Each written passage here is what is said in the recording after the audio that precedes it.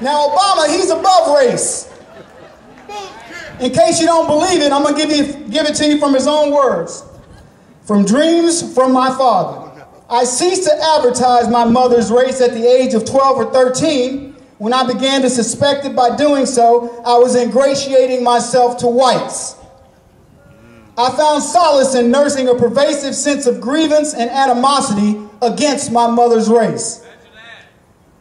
It remained necessary to prove which side you were on to show your loyalty to the black masses, to strike out and name names. That's how he's above the races, folks. And then you wonder how he chose people like Van Jones. And how about that diversity czar, Mark Lloyd? He wants diversity, all right. He wants to diversify your portfolio, take it from you, and give it to somebody else. Liberals want to convince us, you people out there, that you are the racists. Well, I say this. You can put your boots in the oven, but that don't make them biscuits. Acorn wanted to put pimps and prostitutes in your neighborhoods. They say nothing's wrong with this, and they say they're bringing underage El Salvadoran girls for illicit reasons. There's nothing wrong with that. So you know what? It does make you wonder who's already in those neighborhoods. Liberals will plant criminals in your neighborhoods, then you know what they'll ask you for money to do? Fight crime. They call conservatives racist for passing the three-strike rule. Well, I'll ask you this. Exactly how many strikes should a criminal get? 7? Maybe Eric Holder, when he's finished prosecuting patriots, he can take a look at Acorn and those other liberal criminal enterprises and actually do his job and fight real crime.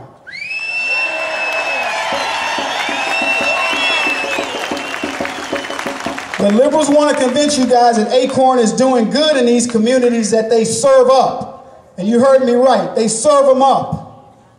Because Acorn doesn't serve any community. They serve liberals. And do I need to remind you who had Acorn all over his resume?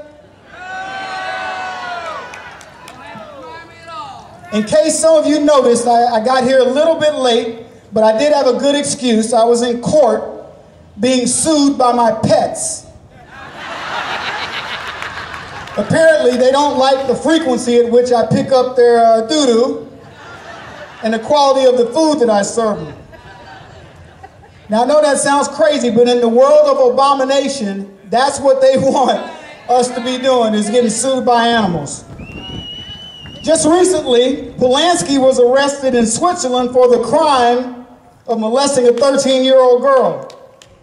This man gave this little girl drugs and wine, and you know the rest. And liberals are saying that they need to hear the whole story. I guess that Polanski, the fact that he desired a 13-year-old girl wasn't enough for them. He should be a publicized. Too bad we couldn't invoke frontier justice and toss Polanski in a supermax prison yard and let the prisoners do to him what he did to that child.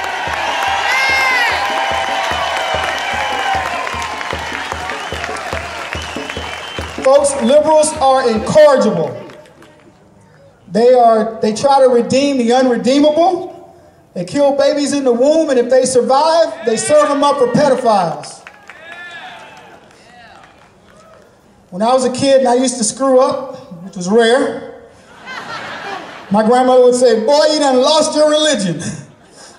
Well, perhaps I had, but it was only temporary because I always found my way back. But unfortunately for America, liberals have indeed lost their religion and they ain't coming back. Amen. Obama himself said America is no longer a Christian nation.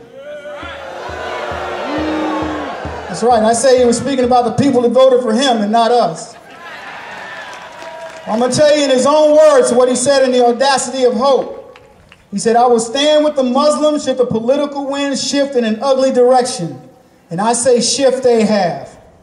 September 25th was a Muslim day of prayer in D.C. on public grounds, something that we can't do in D.C. We can't say the Pledge of Allegiance at school sporting events, and liberals have demanded that God be taken out of everything. Well, let me ask you this. Are liberals making those same demands of the Muslims? When have you seen any Muslim country ask for Allah to be removed from their public buildings? Muslims can pray anytime, anywhere by invoking religious rights, but you can't even say Christ in Xmas.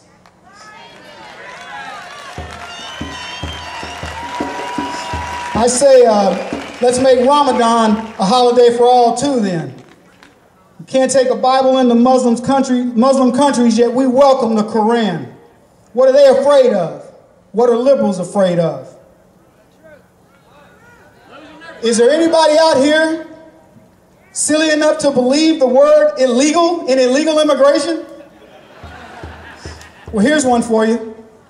Carol Plato, an executive director of Martin Memorial Medical Center in Florida, gives a briefing on the specific cost of liabilities the hospital has incurred while treating illegal immigrants. It's actually really outrageous to hear the itemized costs these hospitals have to incur while knowingly treating illegal immigrants. Even more outrageous is that one of them, who was deported back to his home country after racking up millions in free legal bills, is now suing the hospital for turning him in. Only in America, folks, can something like this happen. Other countries forcibly deport, imprison, and generally make the lives miserable for illegal aliens, and we treat them better than our own citizens. But you want to know the irony? Illegal aliens are leaving the country right now because there are no jobs.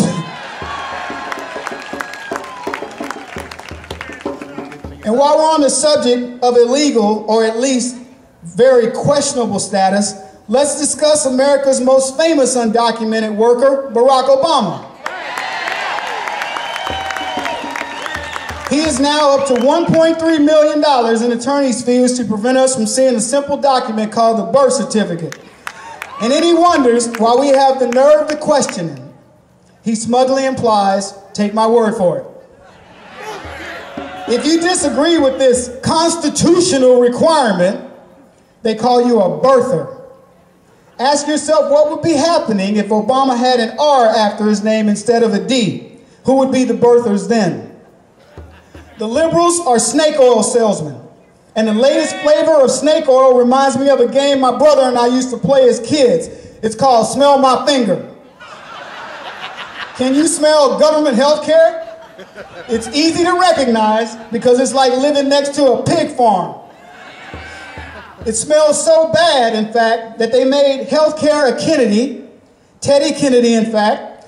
And if you wanted to name it Teddy Kennedy, I'm all for it. But let's just call it what it is. Rich, drunk, playboy, murderer care.